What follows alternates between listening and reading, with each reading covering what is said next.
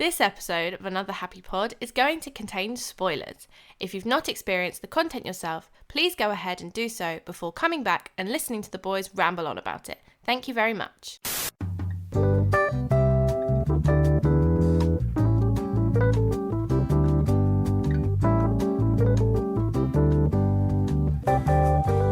This episode of Another Happy Pod is sponsored by internet harassment. If you want something, just scream about it for 4 fucking years on the internet, and eventually you'll get it.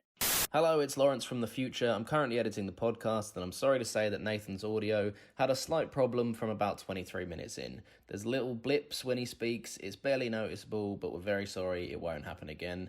Please, please, please forgive us. Hello, and welcome to Another Happy Pod, another episode of Another Happy Pod. Threw that one in just because Nathan didn't like me saying it. Nathan, we are joined by you, and you are very, very old. Oh, I really need to take hosting duties away from you because it's always terrible. Hello, welcome to this shit show of a podcast.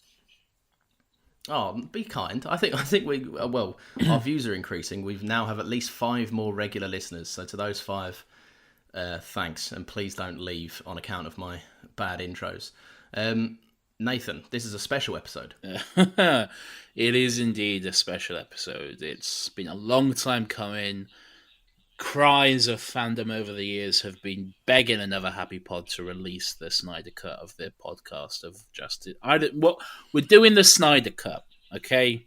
We watched it. We're doing it. We did all 4 decades. All 4 decades. Okay. So,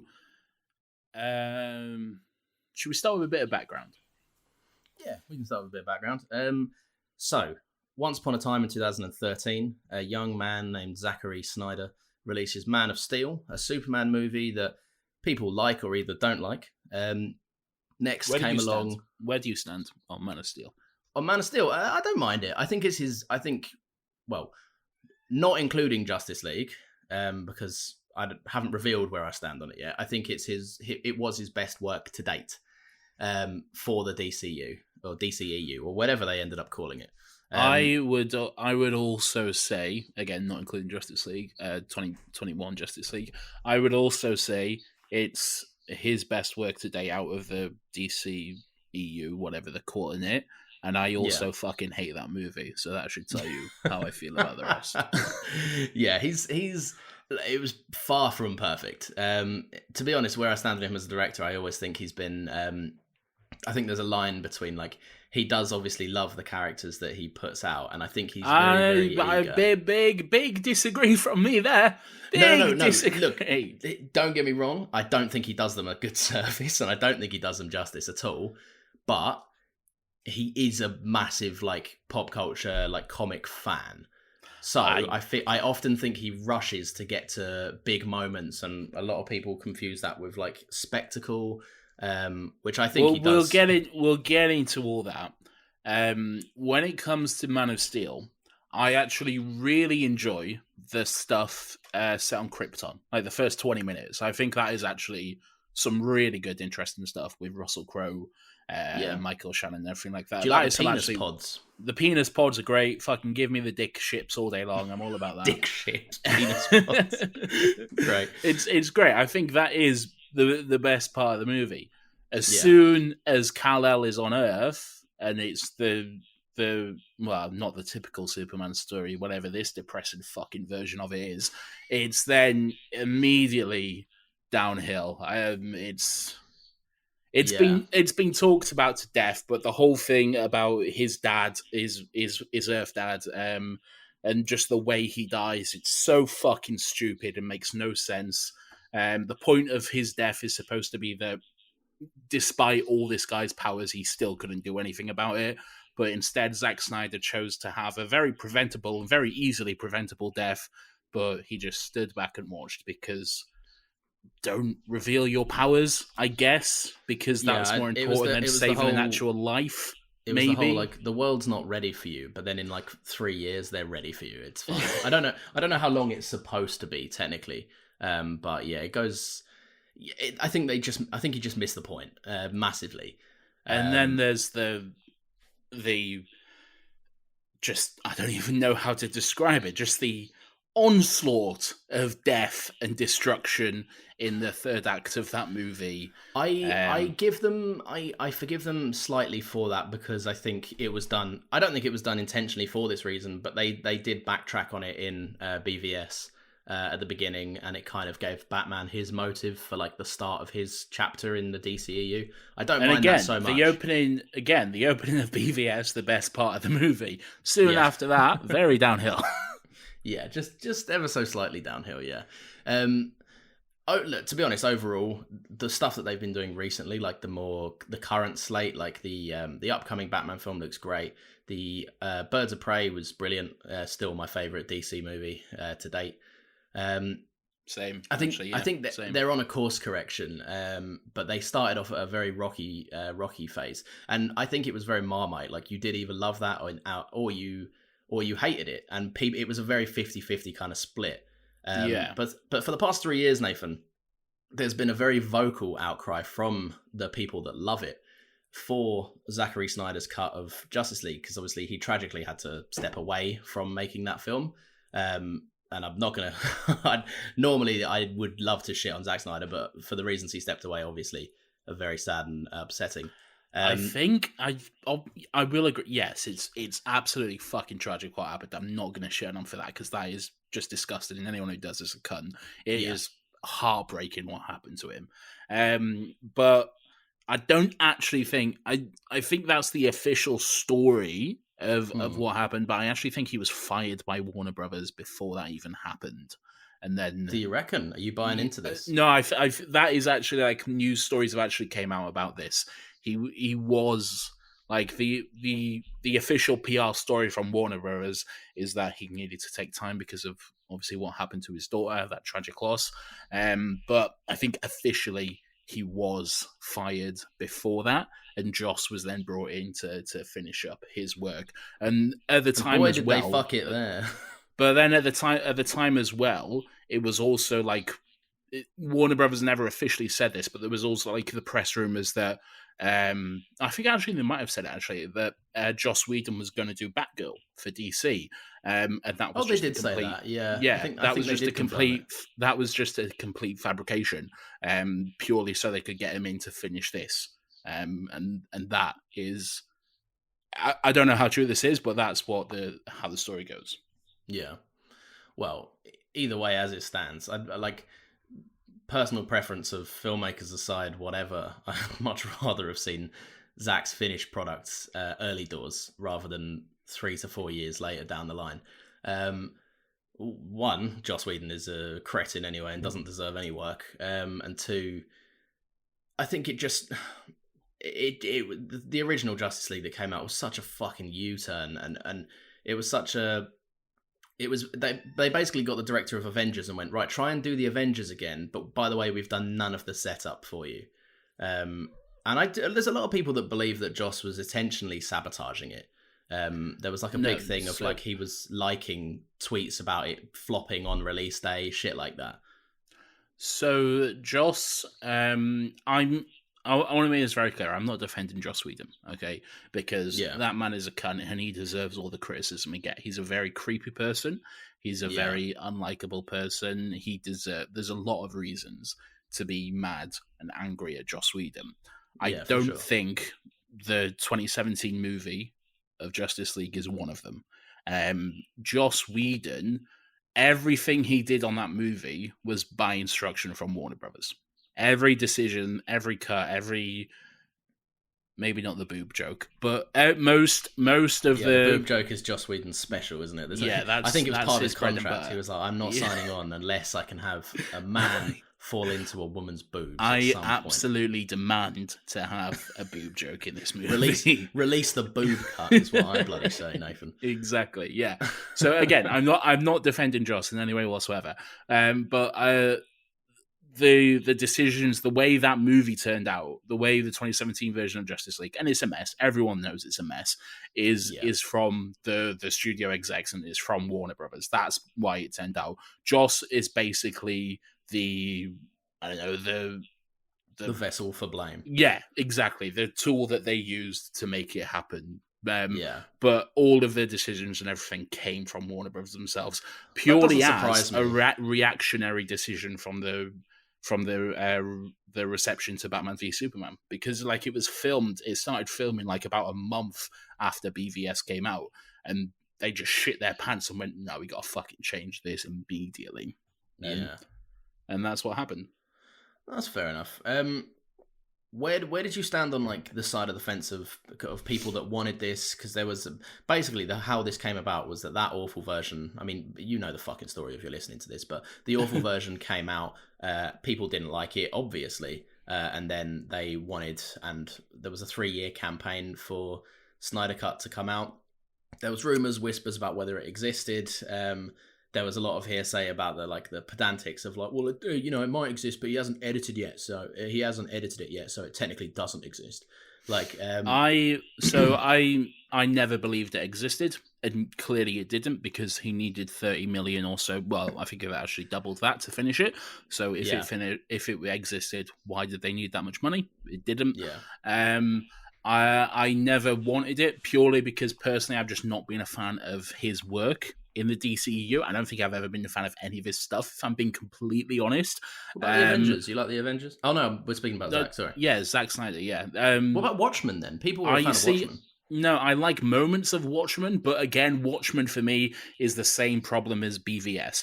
If you want a movie that takes still frames from the comic books and translates them into live action, great, good for you. If you want a movie that actually represents the storyline and what it is, not so much. Okay. Yeah, that's more than fair. More than fair. Yeah. So it's one of those things. I've never really been a fan of his work. And then there is the big thing that I can't ignore as well when it came to the Snyder Cut, is the relentless, the exhausting vitriol around it. Like, any time Warner Brothers or someone remotely involved with WB would tweet out anything, there would be 150,000 replies all saying the exact same thing. It doesn't matter what it was, it would always be #release the Snyder Cut. I would say the same. There has been so much just harassment, bullying, straight up sexism from a lot of people. And I know it's not everyone from that particular fandom. I know it's not the whole bunch, but there has been such a huge, and I will say vocal minority, because I want to believe that it's not all of them, a vocal minority that have just been so belligerent and downright horrible. It feels like they're rewarding bad behavior, and it just doesn't sit right with me. Fair enough, to be honest. Yeah, like when you look at it in that light, then yeah, obviously. And I too don't really like the idea that people that were behaving in that way, and again, like Nathan said, it's not all of them whatsoever. But the people that were kind of got what they wanted, and that doesn't. It's not the greatest thing to acknowledge, and it's also like it just fucking leaves it wide open for people that are always saying. Like I even saw a tweet that said like, oh, given the success of this, why don't we, like, isn't it about time we finally release the Ayer cut of Suicide Squad? I'm like, one, totally different scenarios, right? The David Ayer cut that came out was his, and no one was in the way of that apart from maybe Warner Brothers again, but still, he held his name on the project and went, yep, this is mine. And even I think with David Ayer, though, I think since the announcement of the Snyder Cut happening, David Ayer himself has been saying, yeah, let's do a David Ayer cut of Suicide Squad. Let's do it for the true fans. And just doing this whole thing again of riling people up, which also, again, another reason I wasn't anticipating this movie at all is because of the stuff that Zack Snyder himself was doing. It felt like at every turn he was just it felt like he was a bitter ex, and that he was just trying to get as much support as possible from his friends. Honestly, whilst I do agree with you, as an impartial, like, I don't know, I guess playing devil's advocate, would you not want that if that was you though, like if you like suffered obviously a personal tragedy as he did. I would, yeah. No, and then I'm your kind of your body of work that was supposed to be your kind of defining body of work, the full stop on the world that you built, was basically the equivalent of someone pulling it out and shitting all over it and then releasing it, and then essentially like laughing at it basically. Would you not, if that was you, want that?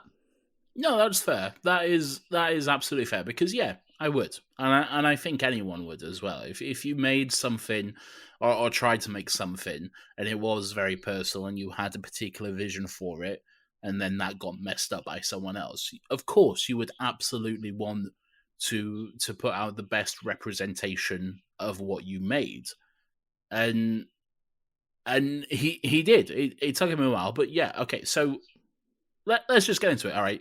So Zack Snyder's Justice League, it is better than the 2017 version of Justice League. Okay, it's not saying much. I will say that. I will say it's better than the 2017 version. What I will also say is that in 2017, I watched a bad movie. In 2021, I watched a bad movie that went for 4 fucking hours. Do you know, I knew you weren't going to like this. I watched this. I just watched this before you, and like yourself, I split it up into kind of 2 separate viewings. Although your break was overnight sleep, mine was like a snack and a bit of dinner. I finished this a whole night before you, and I was ambitiously I was anticipating this podcast because I knew that you'd fucking not like it. There was so many. It was almost like a little counter in my head that every time something happened, I went, "Yeah, that's 1 for Nathan not liking it. That's 2. That's 3." I'm interested to know what it would be that you thought. We'll get into all of this because there's a lot. There is a lot. There's 4 fucking hours worth. Yeah, if I was to give my overview on it, I'll be honest. I'm not ashamed to say I did enjoy this. I enjoyed it more. Don't get me wrong. The plot is still dumb as fuck. And there are people acting like this is the fucking second coming of Christ. Like it is. They really. But they was always going to act like that regardless. Yeah, he could have released the same movie. That was always going to be a reaction. He literally could have released the 2017 cut in black and white and 4:3, and people would have been like, "This is cinema." Exactly. Yeah. So yeah, no, I'm definitely not on that side, and I'm able to appreciate it for what it is. I'm never a big despiser of like these movies, and you have to do a lot to wind me up about like a comic book movie. Basically, I have to. I guess what I'm trying to say is I prefer a big swing and a miss than a watered down studio production that just feels so phoned in. That's fair. And again, I all right. The premise of this podcast is that we try to be positive about movies, and I think we've divulged past that. we kind of have, but I'm going to struggle with that a little bit today. Okay. What I will say though is yes, this is definitely better than the 2017 version. Because that was just a complete fucking mess. There was no cohesive story. You couldn't follow anything that was going on. There was clearly just big chunks of the plot and the story missing. Yeah. And then also there was just general Joss Whedon's creepiness infused throughout it. However, I will say, while this version is cleaned up a little, it's still so fucking creepy in certain moments. So creepy. Moments that just straight up made me uncomfortable. And we will get into that. I'm curious to hear that because I'm like, I don't know if this is my male ignorance. I didn't pick up on those. But I'm curious to hear. Look, like I say, like an overview on it. I think the best way to describe these both cuts is they're 2 opposite ends of the spectrum. Like I say, one is a bold director's vision with nothing holding him back from doing what he wanted to do, and the other one is that same director's vision, but broken down by a studio with way too much involvement on their behalf. Neither are fantastic. I think this is leagues ahead of what it was, and I think it has reached its full potential. There's a 3.5 hour cut of this movie. There's even a 3 hour cut of this movie that works just as fine. But I'm under the impression that Snyder was like, fucking release it all now that they finally got it. Have every single spare moment. Like next it'll be like release the alts and the takes, and fucking we want them, so we can edit our own version of it. I think this is so fucking stretched out. Don't get me wrong. There's a good hour that just straight up doesn't need to be in this. I completely agree with that. It's like I even texted you at one point last night. Like I think my exact words were, "I'm 90 minutes into this movie. How the fuck are we still in the setup?" Yeah, like some movies are over by this point, and we're still in the first act. Like it was exhausting. It was, and there are long movies which I enjoy that I can sit for. I'm not going to name them because I know like what people will say, but there are long movies out there which it doesn't feel as sluggish and as much of a chore to get through as this, because they're structured in a way where it's broken up with at least something interesting happening. In this, it's the movie you saw 3-4 years ago, but just you can't see what I'm doing, but I was stretching it out with my hands. That's really what this is. I want to just read something out to you. And maybe this is a little mean, but fuck it. I want to read how Zack Snyder himself describes this movie in a tweet. So just a little bit of background. Scott Mendelson, who is someone, I guess, tweeted out a comment on the trailer that says, basically said, "So that trailer for the Snyder Cut of Justice League looks like the same movie. Lots of deleted scenes from the marketing campaign, but otherwise looks like alternate takes of existing scenes," which is fair enough. Zack Snyder himself quoted this tweet and said, You said you enjoyed the theatrical cut of Justice League like you enjoyed your Saturday morning cartoons. Well, this is made for grown-ups, so you're not in the demographic. So, grown-ups only, no little boys allowed to this big adult movie here. Okay. Yeah, I'll be honest, the movie does reek of that tone. It's edgelord. This movie is edgelord from start to finish. It's more edgelord than Batman fucking was such Joker. A potty mouth, Nathan. There's one scene there's one line from Batman. I laughed so much. When is it at the end of the movie? Yes, it is at the end of the movie. Yeah, we're on the same page with that scene. Look, let's instead of overviewing it, let's break into it. What did you like and what didn't you like? Okay. So what I did like about this movie, and this is like one of the things I like about most of Snyder's movies, is that whatever you think of his storytelling, whatever you think of his movies in general, you cannot deny they look great. They are visually fucking stunning. I will absolutely give him that. From the opening shot, this movie does look incredible. I don't like the 4:3 aspect ratio. To me, that just seems unnecessary and kind of pretentious. I was on the same page, but I heard there was a reason behind it. I heard it wasn't the original choice. Right. But there was something, I could be chatting utter shit, but I heard something like, I think it was an article or a tweet that said there was like missing information while like restoring some shots, and this was the best way to present it without crippling some of the footage. I see. I don't know if that's true, but I heard it wasn't. I heard it was supposed to be like that vertically as long as it was, because 4:3 is a little bit longer. I heard it was supposed to be like that because obviously it was shot for IMAX, but there was a reason why it had to switch to a 4:3, and it wasn't. I don't think it was an artistic choice. Right. Okay. It does seem like an artistic choice, but if that's what it is, then fair enough. Don't get me wrong. If it's an artistic choice and I'm wrong and someone can disprove that, fucking pointless. Very pointless. I don't but if mind there is it, a reason but at the for same it, time, then it's dumb as fuck. Yeah, yeah. If there is a reason for it, fair enough. I'm not going to get too bogged down for it. I just didn't really like it because I think in fucking 2021 you don't need to have movies in 4:3 because our It TVs wasn't are bigger than distracting that though. now. I didn't find it distracting. Once I got used to it, it was a No, bit of a jar at first, but then I was like, oh, yeah, I'm fine with this. And I had yeah, you're 4 right. fucking hours to settle in for it.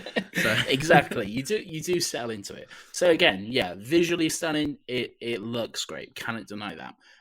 There was a sequence which was also in the original 2017 version. But it's more expanded upon in this. The sequence with the Amazonians, the Atlanteans, and the men fighting Darkseid's army in the flashback sequence. yeah, I really enjoyed that. That was to me the most interesting part of the movie. yeah, Seeing the Amazonians, the Atlanteans, and even a Green Lantern all working together to that was and cool. and really just fucking hammer it to Darkseid. Darkseid as well. He looked good, and Steppenwolf looked so much better than Mate, he did. Steppenwolf looked amazing, but he was also so much better as a fucking character. Like He was, yeah. Steppenwolf was pretty much upgraded in every single way. He was just a complete nothing character in the 2017 version. He was kind of small and gangly in that version as well. yeah, And they have definitely made him more menacing and more of a compelling foe. there's for a the few team. that get that character treatment as well. We'll get into it, but there Yeah. are basically some players that put it this way. I know why Ray Fisher was fucking fuming. Put it that way. Yeah. And I know why Yeah. he must have watched Justice League and went, "Oh, for fuck's sake." Ray, so Ray Fisher was very sidelined in the 2017 version. He Yeah, was reduced to kind of a side character at I'd best. say less than a side character. Yeah, it was a very reduced role. He does have a lot more to do in this movie. That being said, I don't think what he has to do is great. Sure, there's more of it, but I still think there's quite a lot. And I think the issue that a lot of the characters suffer from, every man in this story has the same problem. They all have daddy issues. Every single one of them. Yeah, They this is true. literally all have daddy issues. Superman has 2 dads, both of them are dead.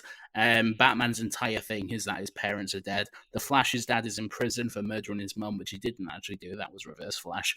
Aquaman's dad was just a regular guy who fucked the Queen of Atlantis. And Ray Fisher's dad wasn't there at his football game, and now he's a robot man. All of them saying have that though. Like, don't get me wrong. Whilst I think that there's not much to it, I didn't dislike his stuff. I thought it was pretty good. Like, I didn't dis. I liked it a lot more than the 2017 version. I think again, when I say edgelord, a lot of that stuff is coming from Ray Fisher's character in this movie because it was all very. And I don't mean this to sound disparaging to him because he is a good actor and working with what he did a good job. But it was Yeah. just all very one note. It was just all very. I'm the grumpy robot. I'm going to walk around and look moody. I can understand parts of that because his life has been completely flipped and upside down. I didn't mean to sound like the Fresh Prince, but there we are. I don't know if I agree with it though. I don't know. I like.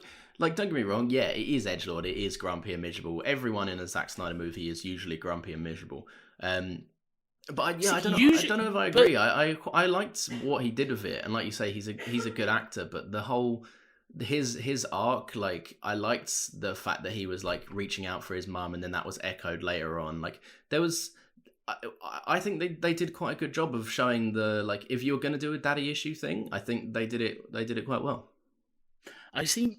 I struggle with it because he to me he only really had one moment where there was any actual kind of like emotional variety from him, and that was the moment where his dad sacrificed himself, and he was reaching out to him and trying to stop him, and that was probably the best work he did in the movie.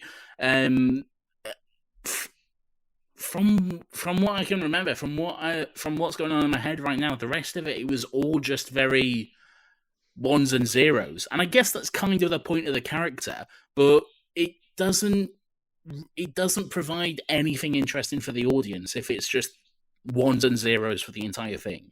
Really, That's fair enough. I think, yeah, like I'll I'll give in to the fact that in a 4-hour movie, that one complaint that shouldn't ever be a thing is underdeveloped characters. Like Yeah, you've exactly. got a mini series length of time to fucking to sort that issue. Moving away from him, then, what do you think of the Flash? It's specifically the Flash in the 2017 cut and then 2021 cut. So he runs weird, and he still runs weird. I thought the running thing was from Joss Whedon. Okay, What, his like flailing arms? His weird flailing arms that he just like throws forward. So that's weird. The Flash. I have a really soft spot for the Flash, the character of the Flash. He is one of my favorite DC characters, and the Barry Allen version I'm talking about. Yeah. So right off the bat, this movie has a challenge for me. One of the reasons I didn't like, and this is very pedantic and petty, and I fully understand what I'm about to say. It's very petty and not worthy of valid criticism at all. But I'm still going to say it. But you're going to do it anyway. I'm going to do it anyway. The Flash doesn't create blue lightning, okay? The Flash creates red lightning. That surrounds him, okay? Oh, get over it. Get over it. Like I said, he was very pedantic, but there's a reason for that, because when you have him going up against the Reverse Flash, he has then yellow-coloured lightning, and it's a mix and match, but whatever. They can still do blue and yellow. That's still fine. Kind of. But okay, when I said earlier this movie was very creepy, I was talking about the Flash. He is so creepy in this movie. The very first scene that we're introduced to him, he sees who I'm assuming is Iris West, his girlfriend, later turned wife. It's all but said, I think. Yeah. Yeah. He sees Iris West, and she gets into a car crash. He goes to save her life, and the whole Speedfall stuff, the way they actually show him running fast and slowing down time, that's great. That's, again, visually stunning, works great. Yeah. But it's so fucking creepy. The way he just like stops to ogle her and move her hair and everything like that while she's literally not even milliseconds from death. It is so fucking creepy and uncomfortable. And then he just like grabs a sausage and leaves. Like that moment, watching that, I feel like I need to take a shower after watching that. It just, something about it just felt very wrong to me. I get what you're saying. I do, and it's the whole like. At first, I was a little bit like, "What's that moment going on?" And then he moved her arm, and I was obviously like putting her into the position so she doesn't fucking break her face, or like doesn't just snap in clean in two. I'd still do think there's a weird thing about that scene, because I think at the beginning there's great care taken into expressing like little moments. And then I think when everything speeds up, like bearing in mind the whole scene handles time very well. Like everything, if you look at the continuity of everything, it's really well done. And then when things like kind of go back into real time, or I guess we see like the real perspective of it, the way she kind of like drops to the ground, I'm still thinking like, one, the truck took about 12 years to stop, which confused me. Because it shouldn't have taken that long. And two, what happened to her momentum? Like, she was still fucking hurtling out of the car at a breakneck pace. There should be no reason why the Flash just kind of gently putting her on the ground when it went back into real time didn't snap her spine. Like, yeah. But yeah, no, I mean, I do see what you mean. I don't know if it had that same effect to me. I think, yeah, maybe it is. Like, let's be honest, like creepiness in a fucking blockbuster movie isn't something that is unheard of. Especially since there's that weird, like, unchanged. There was like a changed cut. One of the only things that Joss Whedon changed in one scene was like a shot that was just a little bit lower on Gal Gadot's ass. Which is very creepy. So I definitely think that there is an element of that. I don't know if it had the same effect on me though, but maybe I'm wrong. I don't know. But I see what you're saying. It just, I don't know, Pussy. It's not overtly creepy, but there was just really something about the way he was staring at her and the way he like his hand ran through her hair. Just none of it sat right with me. It just felt very, very uncomfortable. I'd be interested to know what other people thought about that, but it was I don't know. That whole scene just left a very bad taste in my mouth, and from that point on, I just really didn't like the Flash. Which again is difficult because Barry Allen is one of my favorite characters. His whole story is one of the most heartbreaking and one of the best written stories in comics, I think. Yeah. So, and it's seeing him. And again, maybe this is me bringing my own stuff into it, but just that scene again, it just didn't sit right with me. And then later on through the movie, he just keeps like making little jokes about like would Wonder Woman date him and everything like this, and all of it just felt just I think the those whole are pretty vibe. innocent. I think those are pretty like.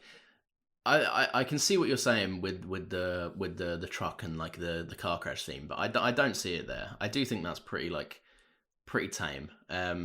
Especially considering what we've got, or what we had before. Do you know what I mean? Yeah, and thankfully there is no boob falling shot in this movie. Unthankfully, release the boob cut, Nathan. Yeah, Come on, release the boob cut. I say, yeah. Yeah. Apparently, that's not even Gal Gadot, like in that scene. Which makes it even weirder. Yeah, Do you not like she think? flat out refused to do it, I think, and then they just got like a stand-in, which it makes it so weird. I must say, what I don't get, and this is Age of Ultron is not exempt from this as well. That was the born tradition of the moment in Age of Ultron was fucking awful. It's face it's first. horrible. It's even weirder. It's so bad. Yeah. Yeah, no, it is.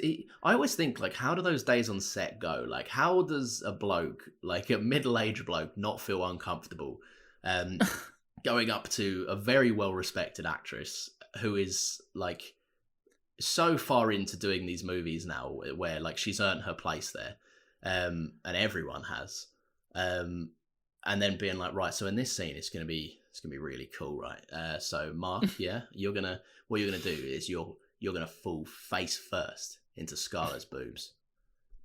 And then, but how does that happen? Like, and how do people not go, but why? But I could what's fall even anywhere better, else. But what's even better is they would have shot that scene, they would have loaded and thought, yeah, that's great. All right, wrap, let's move on. All right. Then a couple of weeks, couple of days later, they would have been like, okay, so Scarlett, in this scene, what you're going to do is you're going to compare yourself to a brutal, rage-filled monster, the most disgusting thing on earth, all because, get this, you can't have children. Which is He's ironic. done it! Which is ironic considering Joss Whedon fired the girl from Buffy because she got pregnant. Did he? Yeah, there was a big allegation that Sarah came out Michelle recently. Gellar? I don't know who it was. I never watched the show, but there was a big Buffy actress that came out and said Joss essentially wrote me out of scenes. Like, I could have filmed everything up top before my pregnancy became massively noticeable on screen. And by the way, there's fucking women that go through pregnancy on TV shows all the fucking time. Like, they just... Oh, all the time, what you'll notice is that there's a lot of moving that season, and there's a lot of boxes that need to be held, a lot of sofas that get taller that need to be stood behind. Like, it happens and people work around it. And yeah, apparently this woman came out and just said, like, I told Joss, and apparently the first thing he asked her was if she was going to keep it or not. And then when she said yes, which one is a very inappropriate question to ask anyway. So creepy. Why would you ask that?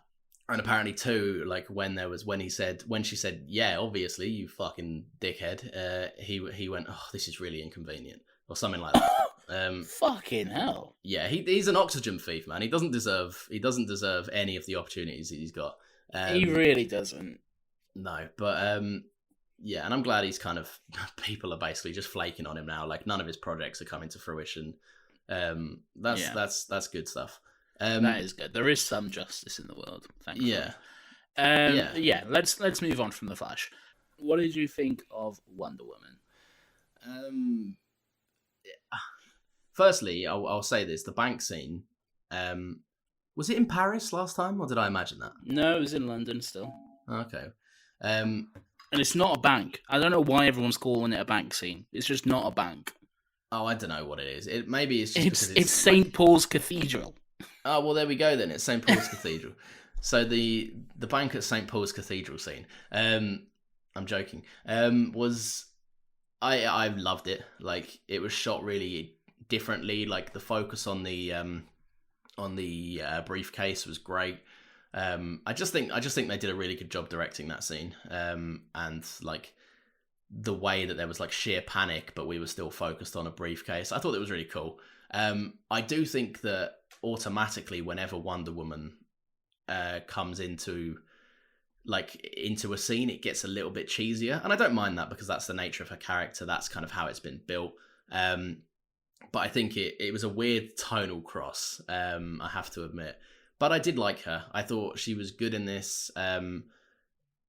To be honest, the best scenes, it wasn't even Wonder Woman. The best scenes about this were some of like the Amazonian battles, and like when Steppenwolf's on Bridge to Terabithia or whatever it's called. Do you mean Themyscira? That's the one, yeah. Yeah, when like he was trying to get the mother box from there, and they were like playing like a really fucked up game of like pass the baton or whatever. But Wonder Woman was good. I thought she was okay. I could have done without the fanfare every single time she was on the screen. She would just look, and then it would just be that new theme. Cut to a woman yelling into a microphone. Yeah. Every single... Cut to a violinist just fucking fingertips on fire. Like, just it got exhausting. And the Wonder Woman theme that they had, the that's fucking amazing. Yeah, give me that so one good. all day It's long. So good. It gets you pumped. It's fucking metal as I love it. I love that theme so much. But they decided to add on this just weird orchestral fucking operatic version to it, and it's just like Hans Zimmer is great. I love most of the stuff Hans Zimmer does, but that just felt it was a weird choice, and to have it so much throughout the movie as well. Yeah, don't get me wrong, it was very like it was so in your fucking face about it, but then so in your face. But then I don't want to just single that out because this is a very in-your-face movie. I don't dislike it for that. I don't think anyone else had a theme that was that prevalent. Like, none of the other characters had a recurring theme that showed up that fucking much. Really? What did you? Were there a few standout scenes you didn't like? Because look, I'm gonna say this now. I don't mind this cut. I don't think I'm going to watch it again for a very long time because 4 hours is far too long for a movie, in my opinion. I do like this cut. I preferred it a lot more. I think it was more emotional, more gently handled. And I think overall the story, although the story was shit, was told far more coherently and better in most ways. However, Nathan, I am going to ask you... about some certain scenes that I have to be honest, I fucking despised. All right, hit me. The first one, Aquaman goes into the ocean for the first time after telling Bruce to go suck his mum, basically. He goes, nah, don't give a shit. Also, you dress up like a bat. You're a virgin. I'm out. So he fucking dips, quite literally. And then a woman... for no reason, starts to pick up his cardigan, jumper, whatever it is, fold it very slowly. And then the weird singing, I forgot about that. And just start belting out a tune. And then the whole village joins in, and it's mostly, if not all women, when before there was men. And it's so weird. It's so weird. I forgot about that until just this moment. Yeah. Oh yeah, did not like that at all. I remember watching it. Just seems like one of those typical, like Zack Snyder to me. He seems like the best way I can describe him is like a film student who is still a film student and is in that very experimental, pretentious stage, Yeah. but also a multi-million-dollar film director at the same time. Like, Yeah, that's really the only way I can describe him. Because it's what you get when you give a comic book nerd who loves fucking just loves all things cinema. Yeah. Has read the Bible once and goes, yeah, I get it. And then you hand him like 300 million and go, Yeah. let's see a Batman film, please, or a Superman film, whatever. Basically, that's, to be fair, that's one of my issues with Zack Snyder. I do think that often, like you say, his style is undisputed. Like, you can't deny that the man is a genius at putting iconic things, like iconic imagery, on the screen. And I think he's world class at that. Yeah, but I would agree. But the man looks for Jesus in every fucking thing. The man can't stop putting fucking God everywhere he goes. It's exhausting. It's like there was even that promotional image of the Joker, with like the crown of thorns. And I tweeted out in rage at that because it was a photo shoot that just so didn't need to happen, especially when you find out what his role was in the film. Oh, it was just nothing. Go, it was what? Nothing. It was awful. But we'll get to that. We certainly will. Hopefully soon, because I've got a lot to say on it. Yeah, no, like even down to like in the BVS, there was the whole like everyone touching him, like, and the slow-mo. That's all like, it's fine. I don't mind. There's a really nice shot. This is why I don't feel like. And again, this has been talked about to death by a lot of people, all of whom are much smarter than me. But I don't feel like Zack Snyder understands who Superman is at all. I think Zack Snyder thinks that Superman is basically God. He is an all-powerful God, and everyone on Earth should fear him. And that's kind of clear if you watch his versions of Superman. But Superman is someone who has lived on Earth his entire life, raised by two very sweet people from Kansas. Okay, he's a homegrown farm boy. Yeah. In the comics and everywhere else, Nathan. In this universe, he's raised by a very passive woman who is lovely, and a psychopath of a farmer. Like, just an outright look, Clark, I'm going to level with you. You should have let the kids die. I still can't. Yeah, you reminded me of the scene in Spider-Man where he's like, "Would you save the woman you love or the burning pile of puppies?" Like, whatever it is. Like, oh god. Sorry, go on. Zack Snyder, like, I don't think he understands Superman. Maybe he does, and maybe he's just going for a different take, and that's absolutely fine. You can do different takes of these characters. There's no problem with that. Just don't sell it as the ultimate version. Don't sell it as this is what this character is, because it's not. It's not. We have 70 plus years of stories telling us the complete opposite. Clark Kent, like I said, Clark Kent is a homegrown farm boy who is more sweet than anyone deserves. You know what he is? He's like that recent episode, that recent TV show, Superman and Lois. That fucking nailed Clark Kent. Like the big smile on his face, my mum made the costume for me. That is Superman. Yeah. What isn't Superman is this all-powerful mega god who can enslave the entire Earth. And again, I know that's like an alternate dimension and not what's going on or whatever, but it's still, it's not the version of Superman.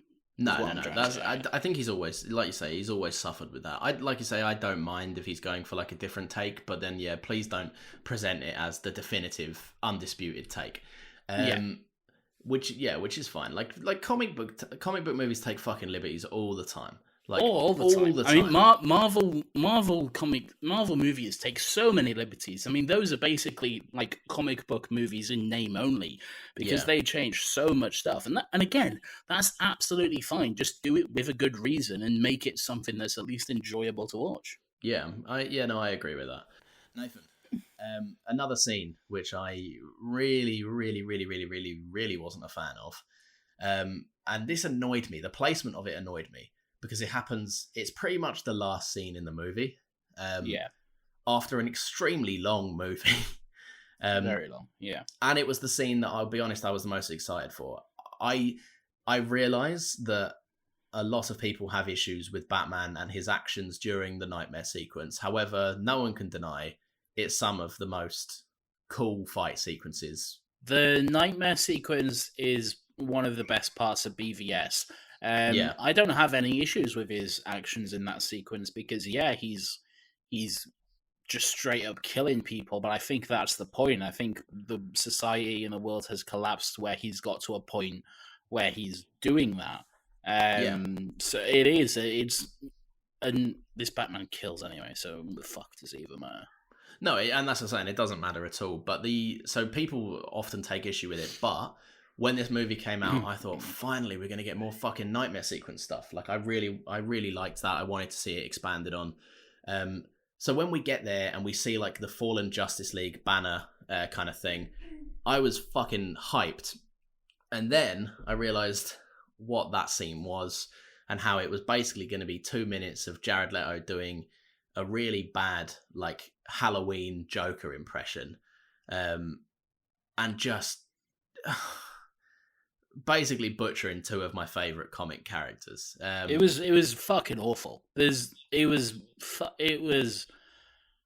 Oh, I don't even know what to say about it. It was just so, I couldn't stop cringing whilst watching it because every word and like Joker was teasing him about the fact that he killed Robin, and then I think Batman's. Did he say he killed Harley?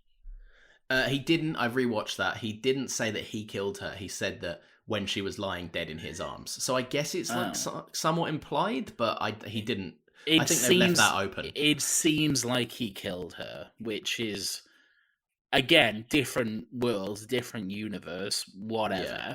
What I don't understand is the night, and correct me if I'm wrong, because again, this movie is a clusterfuck and it is hard to understand, but the nightmare sequence, it shouldn't exist because my understanding is when they were at the Pripyat, but not Pripyat for some fucking reason, just make it Pripyat, and Cyborg needed the Flash to give him the jump start sort of thing, and then Flash got shot and was unable to do it. Then there was the moment where like the mother box activated and basically started the process of decimating the world. Like they lost, they died, they were wiped out. It was only because Flash was able to tap into the Speed Force and reverse time that he was able to go back and fix that. My understanding was that the nightmare sequence led on from that. Am I wrong? I don't think you're wrong at all. No, and that's I think. Look, I'm not going to claim to have an answer to that at all because it's one of the most confusing aspects of the movie. It makes no sense to me. I'm sure it makes sense for someone out there that was paying more attention and has dissected all of these films in depth. I don't care enough to do that. So as a casual viewer, I just kind of went, what? And just accepted that this was an alternate timeline scene. I don't know why it exists. I can only assume to set up more movies. Yeah, it seems weird that it does exist, and it seems weird the team he's got, Deathstroke and Mera, and who else was on the team? Was it just them? No, so Cyborg was there, Flash was there. Cyborg was there, Flash, yeah, that's right. Aquaman was dead. Aquaman has killed him. Aquaman had been... No, Darkseid killed him, because you saw that. Oh, yes, sorry, yeah. Yeah, and Wonder Woman was also dead. Yep, that's the one. And Lois was obviously dead as well. Basically, yeah, it was like Justice League light. It was like Justice League if they had no rights to any of the good ones, which did make me laugh. Yeah. By the way, if you or anyone else wants a really good Deathstroke story, just watch the first 2 seasons of Arrow because seriously, some of the best TV and some fucking amazing Deathstroke story. So really, seriously, after that, the show kind of goes downhill, but those first 2 seasons of Arrow, and those were like before any of the other shows started coming out, so you don't need to watch anything else. The first 2 seasons of Arrow, fucking pristine television. Okay, that's interesting. I've always like shied away from that show because it just looks extremely cheesy. It is, yeah. But it's good. It's very good. Fair enough. Let's move on to like I suppose the meat of the nightmare sequence in this, which is nowhere near as cool as the nightmare sequence in like BVS. So it's a conversation Yeah. with two people who are clearly not in the same room at all. Clearly, these shots were filmed on opposite days, and basically the whole premise is the Joker is teaming up with Batman because they need him for some fucking reason, I guess. Because They clearly, need him for filthy reach arounds. yeah, He just yes. Batman's Because got no access to his Playboy lifestyle. He hasn't had a reach around in so long, and the Joker has been enslaved and taken into an apocalyptic universe purely to give Bruce Wayne reach arounds. and Bruce Wayne will fucking kill him. Yep, and make no mistake of it. What a bad line. What a fucking and people were hailing this on Twitter like this is the conversation. I saw right, and this fucking wound me up. Right, I saw a tweet that was this scene, or a picture of saying, I reckon, or saying something like, could this be the best Joker and Batman interaction we've ever seen? And I went, no. No, There is a whole movie of those scenes, a far better movie of those scenes with a far better take on both of these characters. Nathan, this scene upset me. This scene really annoyed me. It's without a doubt the worst scene in the movie. It's the funniest scene in the movie because it's just fucking ridiculous. Again, I don't understand why he needs Joker. Like in the regular, well, quote unquote regular, the normal DC worlds, like not the nightmare sequence is what I'm trying to say. When everything is normal, Joker is a threat because of what he can do, because of his connections and his mind and the insanity of it and everything like that. Yeah. None of that would translate into this, though. Like, what can he do in this? Joker's a fucking moron. But why does Batman need him?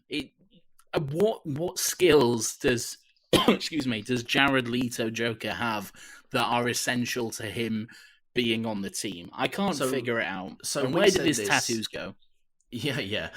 So we said that, well, he's a very rich man. He's got rid of his gold teeth as well. And he's grown out his hair. That's what I don't get. It's a stylistic choice where they've grown his hair out, and so the tips of it are green. So they're obviously referencing the fact that he had short hair in the Suicide Squad. And then they've kind of just forgotten every other part of that character, down to his voice, his laugh. His voice was so different. Like, I thought I couldn't recognize it as him. I was like, what is going on? It all sounded so bizarre. What it sounded like to me, and I'm going to go on this scene a little bit, with no remorse, because I hate it. What it was, it really just felt like what a 12-year-old does when they want to do an impression of a crazy person. And what annoys me so much, right? Say what you want about Jared Leto, right? He's a bit sketchy. He's not a particularly great bloke, and there's a lot of allegations against him. He's a very weird man and kind of a cult leader as well. Yeah, that's it, right? So, but say what you want, the man can act, right? Granted, we haven't seen it a lot in Suicide Squad, right? If you've watched Dallas Buyers Club, you know that this man is a good actor. If you've watched Requiem for a Dream, you know he's a great actor. However, what he also is, like Nathan hints at it when he's a cult leader, he is pretentious as fuck. So people will take this portrayal of the Joker as serious and amazing because it comes from an Academy Award-winning actor. It sucks on every level. I tweeted out saying, I actually preferred the Suicide Squad version because, like I said at the beginning of this pod, I always prefer a big swing and a miss to a watered down, safe bet. Because at least it shows some artistic choices. At least it shows a bold take and someone making a clear, conscious effort to say, this is my version of it, and I don't give a fuck if you don't like it. It's what I'm doing. And again, I didn't like it in Suicide Squad, but my God, would I have wanted it in this? Like, just way more than this watered down, creepy version that we got.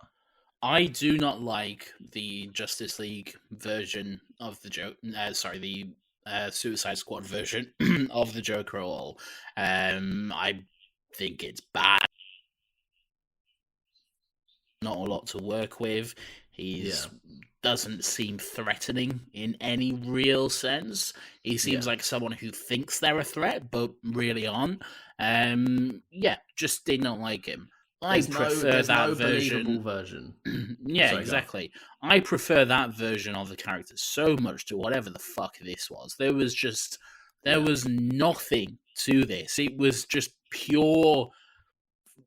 It was boring. It was dull. It was, and I think earlier when I read out that tweet about Snyder calling this movie a movie for grown-ups, I think he was thinking specifically about this scene. And when he wrote this, he saw Academy Awards, he saw Golden Globes, he saw everything coming his way.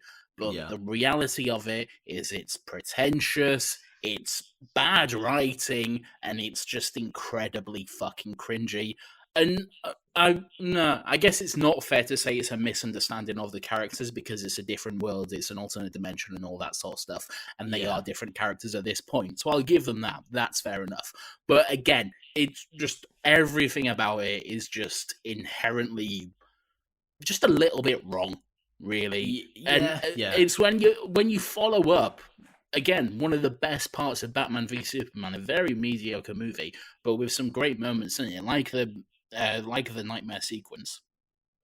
If you follow that scene up with this, it's just kind of, it's very anticlimactic, really. Yeah, no, I completely agree. I think that, it just all the style was gone as well. Like this wasn't. This scene felt so rushed and added on. And I think it was. Absolutely. There is no part of me that believes this would. If Snyder got to make his full version of the movie in 2017, that I don't think this would have been anywhere near it. I don't think this would have been in it at all. So no, I completely agree. I think it's just what it ended up being was just so an uninspired take on a character that I think we've all seen a bit too much of, and it just didn't do anything. It didn't do anything. It didn't take any chances, and even the conversation it had, right? What I like about the characters of Batman and Joker is that all the time, and it's what The Dark Knight got so right, and I think it's why people respect that film so much. It's though between those two characters, it's a battle of mindset, ideals, and also just sheer intelligence. The Joker's often too smart to be outsmarted, and Batman can hit him as many times as he likes, and the Joker won't care. You can't instill fear into that character because he doesn't, well, from what we've seen, he doesn't really express that emotion. And there's not much basically it's like was it even said in The Dark Knight, like an immovable object meets someone else. Basically two force. That's it, yeah. And with this, it just felt like a 12-year-old pissing contest. It felt like well, I clearly I may or may not have killed your girlfriend, mate, and she was dying in my arms and she hates you. And it's like, yeah, well, I killed Robin, so fucking suck on that. Yeah. Like it felt so childish, and it's just completely like butchered the mystery of how Robin died. Like, yes, it was pretty clear cut with the jokes on you, Batman suit and all of that. But it just, now I feel like I don't want to see that scene because it will just be more of the same from Jared Leto, and I don't care. See, to me, it just all that scene served to do is just give me a taste of something I would much rather watch. I would much rather watch a fucking Death in the Family movie, a story where where you have Batman and Robin. They need to bring Robin back into the movies, okay? It's been like fucking 30 years or something. Bring him. Yeah. It's time, okay? Because there are some great storylines with Robin, and Death in the Family is incredible as well. You can do some really good stuff with that. Yeah. Why don't they do it? They definitely should do something like that, and I would much rather see. Even if you have fucking Jared Leto, as much as I do not like him, even if you have him, I will 100% watch that over whatever the fuck that was supposed to be, because Yeah, that's fair. whatever it was going for is just was it just did not land at all. There's a lot of moments in this movie which seem completely unnecessary. This is one of them. Another big one for me is Martian Manhunter. Why? Fucking why Yeah, no, was look, don't John get me Jones wrong. there? Yeah, no, I didn't necessarily. I no, I'll be honest. I didn't dislike it. It is completely cuttable and completely unnecessary. I kind of did dislike it. Not because of Martian Manhunter. I have nothing against Martian Manhunter. He's a great character. John Jones is a really well written character. I'm glad to see him finally brought into the movies. But what it kind of took, but not kind of, it did. It took an actually very emotional and heartwarming scene between Mark Kent and Lois, and just tore it away in 1 second flat because it wasn't her. It meant fuck all. All right, cool. Yeah, no, I can see that. I like his scene at the end, but it was a bit odd that he appeared there. It was also very right. If you've been here all this time, General, whatever your name is, and you have been Martian Manhunter, the fuck have you been doing? Why wasn't you helping out? There's been shit going on that we needed you. You're a very powerful man. I like the moment where, basically, once again, the DCEU does not know what to do with Lois Lane. So I like that Martian Manhunter stops by and says, "By the way, Lois, you're more important than you know. We're not going to explain how, why." And I know what they're alluding to. I know that it stops, like, if she was to survive, it stops the branching off timelines, whatever. But it's like the whole, Lois, you're massively important. Forget that the script has given you absolutely nothing to do other than mourn Superman continuously. It's amazing how this movie is 4 hours and she's in it for about 5 minutes in total. Yeah, it really is. And given that she's one of the driving forces for a movie that they're probably setting up, and also the only human connection that brings Kal-El back from we have been going a long time here, so we should wrap up pretty soon. But before we do, I just want to know what do you think of Superman himself in this movie? In this movie, yeah. To be honest, I think it's more of the same. Like, minus the CGI jaw, he basically does the exact same things, right? I kind of. I will say this is, out of everything we've seen from Superman in the DCEU, this has been my favorite of it. I feel like this, nightmare sequences aside, I feel like this gets the closest to what Superman should be. There is something about him, and more towards the end than when he first comes back to life, that does seem a little bit brighter and a little bit more optimistic and full of hope, as Superman should be. What I struggle with, and this is something I've always struggled with the Justice League, and it is difficult when you have someone who is basically a god, and there is nothing that can stop him. Like, you can shoot him in the face hundreds of times and he won't even blink.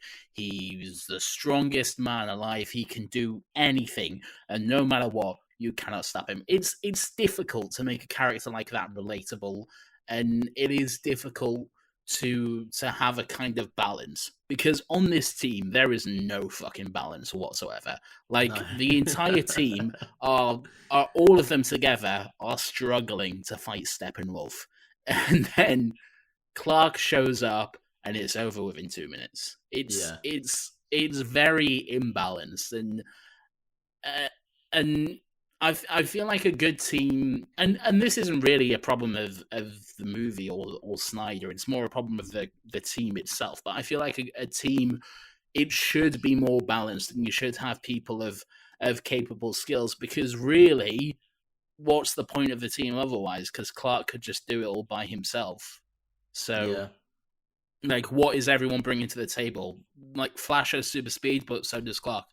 Um, Batman's very smart and strong. Clark's stronger. Like, it's all Yeah, I see what you mean. Yeah, it's a little bit like it's all very just like, what's the point of it all? But that being said, I did like that they brought a little bit more optimism. The black suit again looked great. It was a really good choice. I'm glad they had that in yeah. this. But overall, man, this movie, was it worth 60 million in 3 years? No. No, yeah, yeah, I'd say you're right. Like, don't get me wrong, I will always prefer the fact that I have this over the one that did come out in 2017. I just wish it did come out in 2017, Yeah. and I wish it was still cut down. Last thing I want to say before, well, no, there's two more things I want to say quickly. One. Someone find the Warner Brothers executive that signs off on 3-minute long slow-mo sequences and just shoot them. Just shoot them, because they've collectively stolen years off my life. It takes whoever Wonder Woman's mum is, I don't know her name, I can't remember it. It takes her fucking 12 years to get out of that tunnel. Like, the Smash the Hammers, this is urgent. Okay, we're just going to spend half a year doing it then. Like, get out. Fuck me. Like, it's so... It goes back to one of the only things I disliked about the first Wonder Woman movie, right? It's the over-reliance on, this is a cool moment, by the way, so we have to show you every millisecond of it. Just stop. It's so annoying. Again, it's I don't want to beat on him too much, because I feel like we have been very mean to him. But it just seems like, again, Zack Snyder just feels like, oh, slow-mo, that's cool. Let's do slow-mo. Yeah. Fucking awesome. And look, there's some points where I like it because it contributes to his style, and that's one thing that we've both praised. There's moments where it is applicable and it makes sense. But, like, this movie is down to the point where Bruce Wayne's riding a horse and it's slow-mo. And I'm just like, this is 4 hours. Speed it up. Yeah. like, and that's what I'm talking about. I don't mean there's like little moments that could be cut from this, right? But I mainly think the runtime comes from the fact that there's about an extra 3 minutes on every single scene that shouldn't need to be there. And that fucking adds up massively. Right, the last point. Let's quickly run through the members of the Justice League that we haven't spoken about, of which I think there is only one, actually, which is Aquaman. What do you make of him? Fine, whatever. Just I really didn't have much to do in the movie, I guess. No. There was not a lot going on, but it didn't bother me. Like, I considerably enjoyed the toning down of, yeah, man, 24/7. I said this, and this is, although he did still get his my man moment. He got that moment, but there's a lot of, like, in the 2017 one, he was like a dude bro, like a surfer dude who was so gnarly and too gnarly for you. I said this in our old Dead and Buried podcast, the Your Opinion Sucks podcast, when we all kind of had our contribution and thoughts about this trailer when it first came out. The big what was the massive song they used in the trailer? Icky Thump, I think. Oh, they did use that. They also used if it's called Come Together or Not, that one. What's that? Come together right now. Oh yeah, they did. The Beatles, yeah they did. Yeah, that's it. Yeah, is it called Come Together? Come Together, yeah. Oh, thank God, I didn't sound like a complete nerd. Great. Yeah, in that one, everyone was like, okay, this is okay. This is kind of cool. It's all right.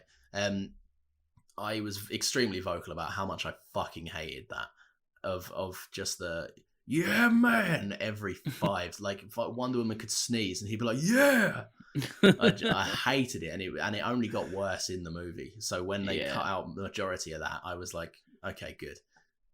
I'm Yeah. happy with that. But yeah, ultimately, Again, he I did feel the like that exact same was. thing. I think that was like very much a Joss edition, which is why it wasn't really anywhere to be found here. Yeah.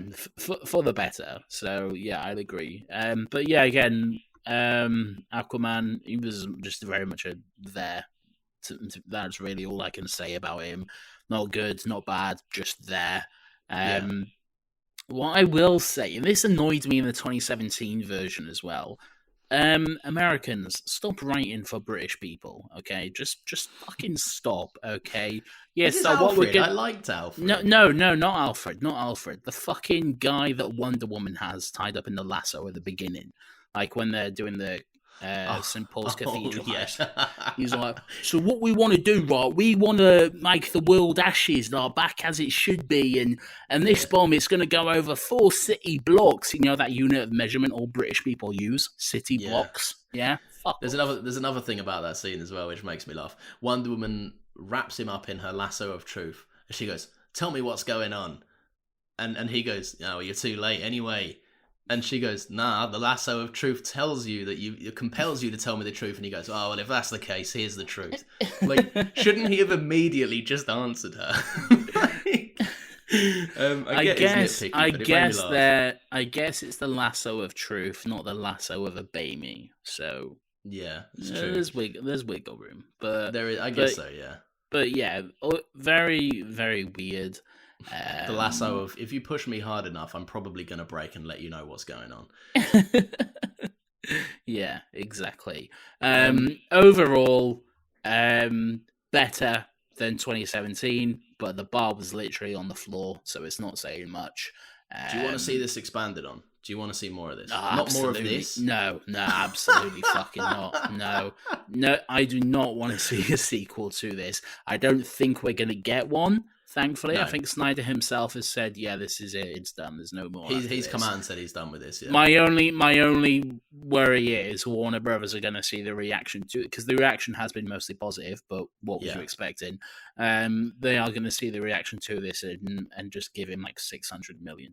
That's my. And he'll come back. He's too young in his career to not take that money. Like, I think it unfortunately I do think it will happen. But I really have no interest in seeing any of this expanded upon. It's not for me at all. Fair enough.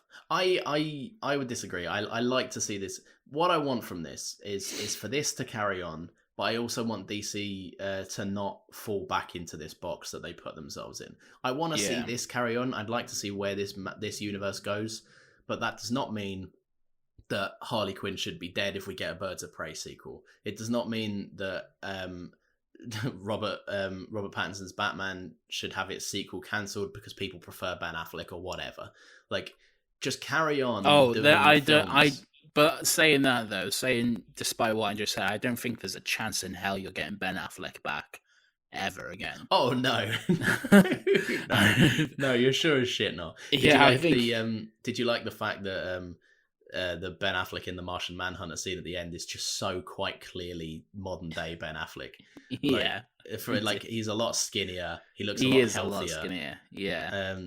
Yeah, what I did like, and this is a bit harsh, but I did like that for most of this movie, you'd see Ben Affleck Batman when he had his suit on, but not the mask. He'd just be there. You'd see all the muscles rippling through the suit, and then you'd just see a little double chin poking out the top of it. Leave him alone. Leave him alone, you bully. Nathan, we're not in the finest shape. We can't talk. Oh, he's in much better shape than I will ever be in. There you go. Then you can't come at a man for what? 20 he's devoted to crime fighting, Nathan. This is what you do to him. Oh, that's a side point. J.K. Simmons was fine as Commissioner Gordon. Was it any different? I didn't. There was one extra scene of him going like, the man spends 20 years fighting crime in Gotham and then goes and kidnaps someone. No, this isn't the Batman, or something like that. Massively worth all that working out he did. Yeah, and you can't even see he's wearing an overcoat. Like, you can't see it. Oh, it made me laugh. If anything, that would have made him look weirder for the role of Commissioner Gordon. Yeah.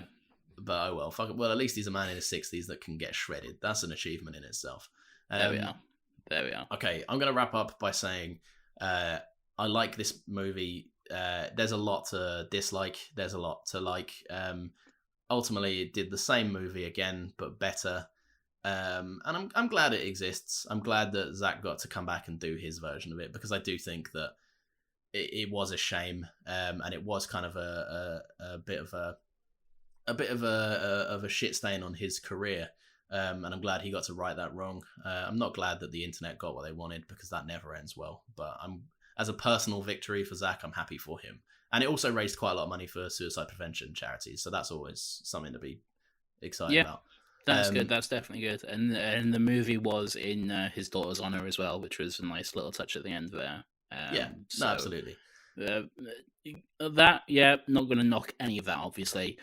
For me, just not my thing. Just it wasn't for me. It's still a movie. It doesn't have to be I didn't like the 2017 version. To me, this was better, but the fact that it was just so much longer just made me like it a lot. Well, I like it more, but I don't want to watch this again anytime soon. I would much rather watch the 2017 version than this anytime soon, and I think that is purely based on the runtime. Again, This is a better movie, but it's not a good one. So there you go. are. No, that's fair enough. Like I say, there's a 3-hour cut of this. I know full well if he worked hard, he could get a 3-hour cut of this that would have worked. I just think he got swept up in the whole, I'm going to give the audience every second of what they campaigned for and wanted. Yeah. And I think I think that's fine. Like, ultimately, I know that Warner Brothers aren't going to fucking sanction another 4-hour movie to be released in a cinema, and if they did, I just wouldn't go and see it at the cinema. Because it's far too fucking long to be in an uncomfortable seat that I paid for. So yeah, right. How happy of a pod, Nathan? No. I will give this 3 bad Joker laughs out of 10. Oh, that's a low score. Okay, yeah. I'm gonna give it a 6.5. Could have got a 7.5 if it wasn't for the run. Yeah. Well, there you are. I feel like we just shit on this for an hour and a bit. Like, I've reiterated it a few times. I did like this. I'm not in a rush to see it again, but it was fine. Didn't. Nathan didn't. We all know that, Nathan. Who hates fun this week, Nathan? It's you. There's no fun in this movie. I disagree. There's actually, side point before we go, the comedy in this works a lot better because it's not as fucking shoved down your throat. And that's the last thing I'll say. Nathan, what have we got going on next week? I'm not going to ask you that because I forgot to text Connor. Nathan, never mind. I'll see you next week, Nathan, for an undisclosed project and or title / movie. We will see you on Thursday.